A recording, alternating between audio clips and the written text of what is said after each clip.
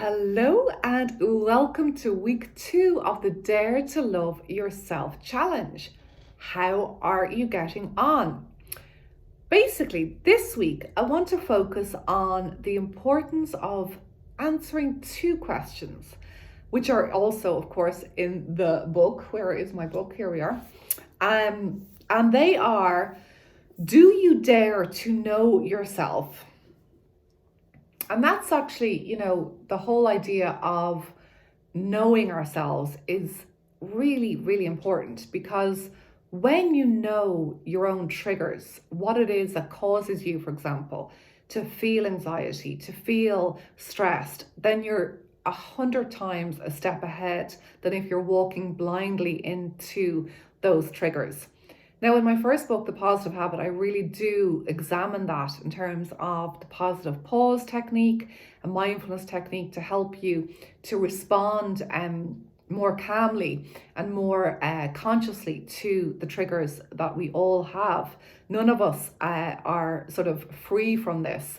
There can be people, places, situations that cause you to feel unsafe, fearful, anxious, stressed, overwhelmed, etc.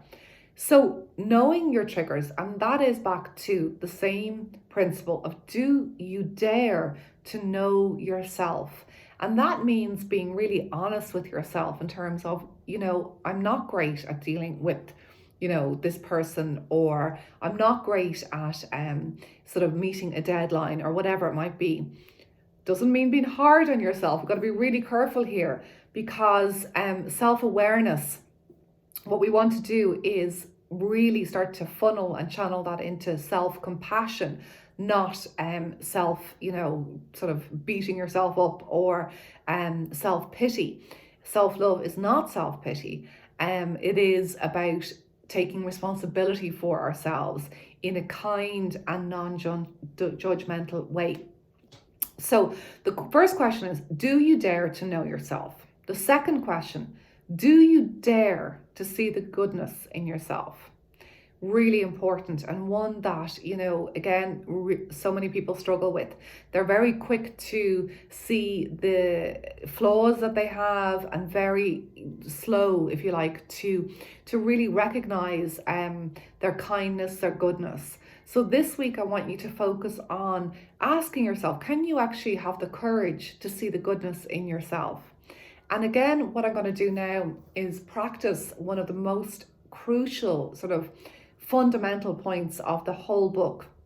And that is the daily promise technique. So it's one of the 5 tools that I ask you to practice. And it's something that you need to do each and every day. So essentially what you're doing is, you simply can take your hands to your heart. We'll do it here together now. You're going to take a nice deep breath right into the belly, and a slow, long exhale. And simply repeating to yourself, I promise to accept all the parts of myself today to the best of my ability. And what that does is it gives you permission to be whatever you are, whatever emotion arises, you can accept it. It doesn't mean that you have to react to it. It doesn't mean that you're run by the emotion, but you can accept that it is there. It has presented itself into this moment. And then the skill, the art of self-love is being able to hold that emotion, to be able to carry it and to breathe into it through that loving, mindful awareness. So I really want you to focus on that on this week in particular, is that promise. And a promise is something, I certainly don't make lightly.